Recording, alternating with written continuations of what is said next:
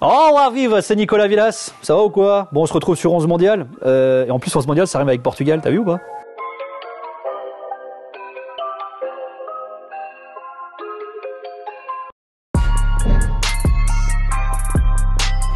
Et bah, le Portugal est retombé dans son habitude des barrages. Ça faisait longtemps qu'il ne se qualifiait pas pour une phase finale d'un tournoi majeur sans passer par les barrages. Donc tout ça après une finale de groupe face à la Serbie où dans la dernière minute, ils encaissent un but de Mitrovic qui les propulse en barrage. Et puis là, alors le barrage, c'est souvent, faut avoir de la chance au grattage et au tirage aussi. Tu tombes contre la Macédoine en finale de barrage qui a sorti l'Italie et finalement ça passe et il se qualifie comme ça. Après, en termes de résultats plus récents, il y a eu là aussi, alors c'est assez rigolo parce qu'il y a eu une vraie analogie qui a été faite au Portugal par rapport à cette fameuse finale de groupe face à la Serbie. C'est le match de Ligue des Nations face à l'Espagne où tu es qualifié pour le Final Four jusqu'aux derniers instants, tu la joues défensive et puis tu encaisses un but dans les derniers instants du match et tu joues pas le Final Four de la Ligue des Nations. Toujours ce sentiment de frustration. Il y a toujours beaucoup d'émotions avec ces matchs-là du Portugal. Ça se joue toujours à un rien. C'est souvent au pied du mur et malheureusement là il y a eu deux désillusions quand même qui ont été fortes, même si entre temps il y a eu la qualif en barrage face à la Macédoine qui a atténué les choses tout de même quoi. Il y a quand même un truc, c'est que moi qui suis par exemple, qui a été bercé avec l'avènement de la fameuse génération dorée qui avait été championne du monde des moins de 20 ans 89 et 91, qui avait atteint cette demi-finale de l'Euro en 2000, moi je trouve que c'était une équipe qui était hyper belle. Il y a beaucoup d'affect dans ce que je dis, c'est très, très subjectif, mais c'était vraiment une super belle équipe, il y avait des super joueurs à tous les postes, même s'il y avait quand même déjà des petites carences à certains postes, mais c'était vraiment une belle génération, emmenée par Figo, Rui Costa, mais Figo qui était qui allait devenir Ballon d'Or, avec la finale de l'Euro 2004, alors qui a été une grosse déception, mais c'était la première fois que le Portugal atteignait la finale d'un tournoi majeur. Là, la grosse différence, c'est que cette génération-là, je pense qu'il n'y a jamais eu autant de bons joueurs à autant de postes. C'est-à-dire que tous les postes sont doublés. Rui Patricio, c'était un titulaire indiscutable, il n'est même plus titulaire dans les buts. Le Portugal, historiquement, a une pénurie au poste de latéral gauche. Aujourd'hui, tu as Nuno Mendes et Guerreiro. Pendant des années, le Portugal avait un problème en termes offensifs et surtout chez les avançants, puisqu'il y a toujours eu des bons joueurs de couloir, des bons dribbleurs, des bons meneurs aussi. Et là, pareil, t'as des problèmes de riches à tous les postes. Pour moi, ce qui caractérise vraiment la force du Portugal, c'est ça. C'est qu'il y a une super génération qui est là. Il y en a une qui est un peu plus vieillissante, mais la nouvelle, elle est déjà derrière, elle arrive, elle est en train d'éclore.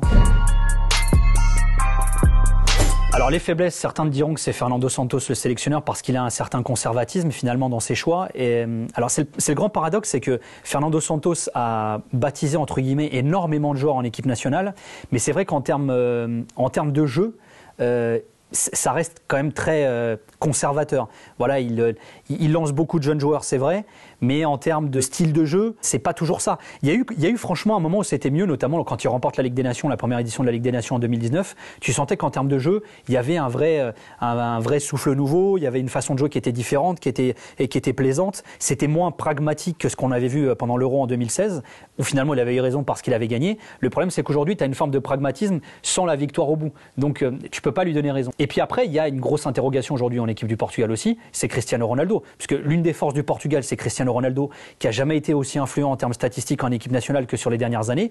Plus il est vieux, plus il est bon. Mais aujourd'hui, le fait qu'il joue moins avec Manchester United, dans quel état physique il va être? Certains diront, il va pas être fatigué. D'autres vont dire, oui, mais il va pas avoir le rythme et la confiance nécessaire. Il va y avoir une grosse interrogation face à ça également pour la Coupe du Monde pour le Portugal. Alors Fernando Santos, c'est la caricature du daron portugais. Tu vois, c'est le père ou l'oncle qu'on a tous dans notre famille, nous les Luso là. On a tous le mec un peu bourru qui dès le matin au réveil, t'as l'impression qu'il va t'en coller une parce qu'il est comme ça. Et ce qui est fou, c'est qu'il est vraiment comme ça. C'est-à-dire que c'est un mec qui est attachant, mais qui est froid au premier abord. Il est très fermé, pas très expressif, mais très direct surtout. C'est pas un mec qui va être là devant du rêve.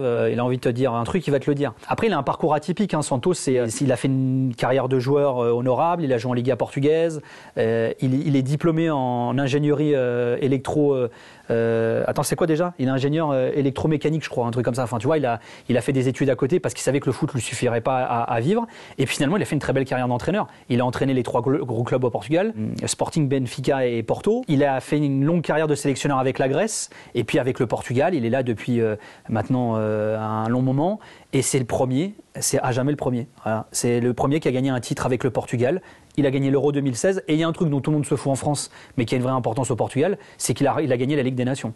Voilà, le Portugal a été sevré de titres pendant toute son histoire, donc le fait qu'il gagne des titres, c'est très valorisé aujourd'hui. En plus, c'était la première, mais déjà, c'était la première, mais c'est un titre. Tu gagnes l'Euro, c'est ton premier titre. Et derrière, tu gagnes en plus un autre titre qui est la Ligue des Nations. Ouais, ça compte quand ton armoire à trophées elle est vide.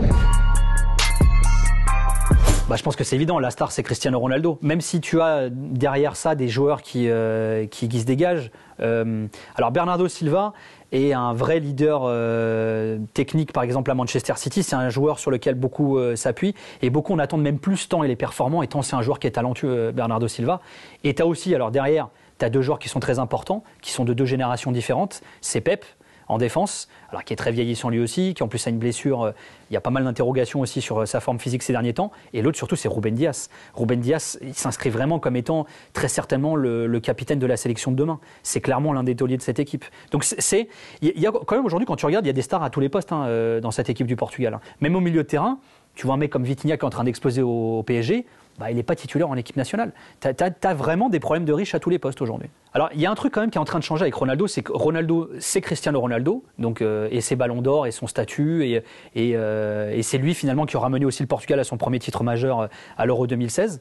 Il y a une certaine lecture qui est menée aujourd'hui au Portugal, c'est qu'il y a encore 6 mois, 1 an, Santos le disait dans son discours et la presse le reprenait assez gaiement aussi, c'est l'équipe du Portugal, c'est Cristiano Ronaldo plus 10 joueurs. Et aujourd'hui, la lecture de la presse au Portugal, très souvent, c'est aujourd'hui le Portugal, c'est 10 joueurs plus Cristiano Ronaldo. C'est-à-dire que c'est un joueur qui est incontournable, qui est indispensable, qui est très important, mais il y a un collectif qui est en train de se dessiner aussi. Et d'ailleurs, de par ses blessures lors des derniers mois, le Portugal a dû jouer sans lui, et le Portugal a aussi été très bon sans lui. Ça avait été le cas notamment en Ligue des Nations, dans les tours préliminaires, on va dire. Le Portugal avait été très bon également sans lui. Mais quand il est là, il a été performant aussi avec le Portugal. Donc, il y a aujourd'hui une lecture, finalement, la page est gentiment en train de se tourner. En fait, il y a tellement de jeunes joueurs. Moi, j'ai hâte de voir la liste des joueurs convoqués par Santos, tant il y a des interrogations à certains postes. Je me demande, moi, si le petit Gonçalo Ramos du Benfica, qui est en train de faire une saison terrible, il va être convoqué. Il a été convoqué lors du dernier rassemblement parce qu'il y avait eu des défections. Mais moi, j'attends de voir. Est-ce que Vitinha va devenir un titulaire de cette équipe? Moi, j'attends de voir également. Nuno Mendes, qui est un jeune joueur, il n'est pas forcément titulaire. En plus, il y a la question du système de jeu. Il joue dans une défense à 3 au PSG. Le Portugal joue à 4. Il est meilleur dans un système à 3 défenseurs comme piston. Mais il y a des joueurs qui vont se révéler. Pour moi, ça peut être... même si c'est un joueur qu'on connaît déjà beaucoup, ça peut vraiment être l'avènement de Ruben Dias, cette Coupe du Monde. Ce sera certainement le dernier ou l'un des derniers tournois majeurs pour Pep s'il est là, si physiquement il est apte. Et Ruben Dias peut vraiment devenir le taulier de cette équipe, même si c'est pas un joueur qu'on connaît pas. Moi j'aurais bien voulu qu'il y ait un Pedro Neto, mais il est blessé, donc il va pas pouvoir être là. Est-ce qu'il va prendre un petit Podence, qui est des gens qu'on connaît un peu moins, mais qui ont beaucoup de talent?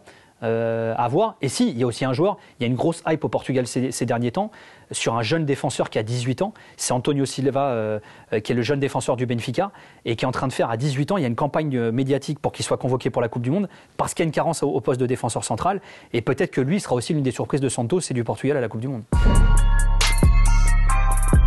Le Portugal, la meilleure perf reste celle de 66 où ils font 3e, et après il y a eu une longue traversée du désert, puis 86.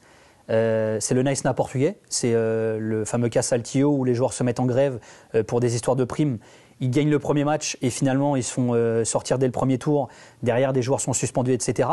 Et puis là, tu as une mini traversée du désert, là encore. Le Portugal participe à l'Euro 96. Rate la Coupe du Monde 98 en France, qui était une profonde désillusion, dans des circonstances dramatiques, puisqu'il y a une finale de groupe face à l'Allemagne où le Portugal mène 1-0, et puis Rui Costa s'apprête à être remplacé, et l'arbitre, qui est un Français, Marc Bata, lui met un deuxième jaune. Sergio Conceição, qui s'apprête à rentrer, ne peut pas, et le Portugal se fait égaliser et va pas à la Coupe du Monde. Et ça a été vécu comme un traumatisme profond, parce qu'en plus, Paris est la deuxième ville portugaise du monde, tant la communauté, la diaspora portugaise y est importante. Et puis 2002, il y a l'Euro 2000, 2002 arrive, et là, refiasco, le Portugal se fait sortir au premier tour. Et après, les choses se normalisent, c'est-à-dire qu'à partir de 2000, depuis 2000, au fait, le Portugal n'a raté aucune phase finale de tournoi majeur. Donc ils ont pris une habitude dans les Euros et les Coupes du Monde, et avec des performances alors plus ou moins reluisantes, on va dire, mais ils sont quand même là, ils sont quand même habitués. En fait, moi, ce qui m'a emmerdé quand j'ai vu le tirage, c'est que je me suis dit, on se tape 3 adversaires qui sont pas des bons souvenirs en Coupe du Monde. Alors le Ghana, ils les battent au Brésil, mais ils les battent pour rien, puisqu'au final ils gagnent 2-1, mais il devait y avoir une meilleure différence de but qu'ils n'ont pas obtenue. Donc finalement, c'est pas un bon souvenir, le Ghana. L'Uruguay non plus, puisqu'ils sont sortis en 8e en Russie par l'Uruguay. Et puis la Corée du Sud encore moins, puisque c'est là aussi la finale de groupe à la Coupe du Monde 2002 qui était en Corée du Sud justement et au Japon, et où c'est un match alors là aussi qui est dramatique, puisque le Portugal, un match nul leur suffit, en plus l'autre match du groupe je crois que c'est un Pologne-États-Unis où les Polonais gagnent, et finalement le nul suffit aux Portugais pour se qualifier au tour suivant, sauf que les joueurs sont pas au courant du résultat sur le terrain. João Pinto prend un rouge pour avoir fait un tacle de fou sur Park Ji-sung, il met un coup de poing à l'arbitre, il se fait suspendre 4 mois dans la foulée. Le Portugal finalement prend un but, un magnifique but d'ailleurs de Park Ji-sung, un enchaînement contre le poitrine volé, petit pont, enfin un match dingue. Et en toute fin de match à 10 contre 11, les Portugais tapent le poteau et Nuno Gomes te rate un truc qu'il rate jamais, et où 2 ans avant il te met un but 10 fois plus difficile face à la France en demi-finale de l'Euro. Enfin, t'es dans un irrationnel total, et donc pas bon souvenir non plus la Corée du Sud. Donc alors ça c'est le passé, te diront les autres. Après ce qui est clair, c'est que quand tu vois le tirage, l'Uruguay quand même, le professeur Tabarez est parti, il y a une page qui se tourne aussi, tu te dis ils sont quand même favoris de ce groupe, ouais, on peut le dire. En fait, quand tu parles au Portugal de la sélection et du foot, fatalement, tu es toujours obligé de parler de Cristiano Ronaldo, surtout quand c'est la sélection. Et au Portugal, on se dit quoi ? Ce sera sa dernière Coupe du Monde. Ronaldo a dit, c'est pas je veux, c'est je serai au prochain Euro. Il a décrété qu'il y serait, ok. En attendant, là, il y a une Coupe du Monde et ce sera certainement sa dernière. Donc tout le monde a envie que les choses se finissent bien pour sa dernière Coupe du Monde. Après, il y a forcément des attentes pour les raisons que j'ai évoquées, mais il y a forcément des attentes parce que tu as une super génération. Parce que tu restes aussi sur ta faim sur la dernière Coupe du Monde, voire du dernier Euro aussi. Donc il y a une forme de frustration qui est liée à ça également. Donc il y a forcément beaucoup d'attentes qui sont liées également au Portugal. Et puis surtout, il y a l'envie de, s'il te plaît, Santos, fais-nous quelque chose avec cette génération-là, fais-nous quelque chose avec ces joueurs-là également. On est resté sur notre faim sur les qualifs de la Coupe du Monde, on est resté sur notre faim lors de la dernière Coupe du Monde et du dernier Euro. S'il te plaît, fais-nous un truc. Il y a surtout ça qui est demandé aussi à cette sélection. Les Portugais, c'était les éternels, les beaux losers, ceux qui jouaient bien mais qui perdaient toujours. Là, ils sont les mecs, ils ont appris à gagner en 2016, en 2019 avec la Ligue des Nations. Ils ont une super génération qui arrive. Ils ont des mecs qui performent dans des clubs qui gagnent, qui jouent aujourd'hui. C'est fini le temps où des mecs qui jouaient dans des petits clubs anonymes ou sans grande ambition. Aujourd'hui, tu as des mecs qui sont des tauliers dans des clubs de premier plan en Europe. Donc les gens se disent, nous on veut que ça se retrouve aussi en équipe nationale. Donc il y a vraiment une ambition aujourd'hui autour de la sélection aussi. Déjà, t'as intérêt, Fernando. On sort de la phase de poule, gros. Et après, moi j'aimerais bien quand même. Après, ça dépend du tirage. Ça dépend de qui tu tapes comme adversaire. Mais ouais, ce serait beau quand même que tu te fasses une demi-finale. Après, moi je pars du principe, avec la génération que tu as là, tu dois viser dernier carré minimum. Et après, c'est toujours pareil, c'est selon le tirage qui t'affronte. Mais sincèrement, aujourd'hui, quand je vois les autres sélections, même l'équipe de France, quand tu vois, franchement, entre les blessés, les machins, les incertitudes, les problèmes hors football, l'Allemagne, tu as plein d'incertitudes, l'Espagne, ils les ont joués là. Ok, ça joue au ballon, mais c'est pas flamboyant. Et pareil, l'Espagne aujourd'hui, elle s'appuie aussi sur des joueurs qui jouent pas tous dans des clubs de top niveau aujourd'hui. Mais il y a une cohésion, il y a une logique dans la façon de jouer. Moi, je me dis, allez, mais rêvons quoi, va au bout.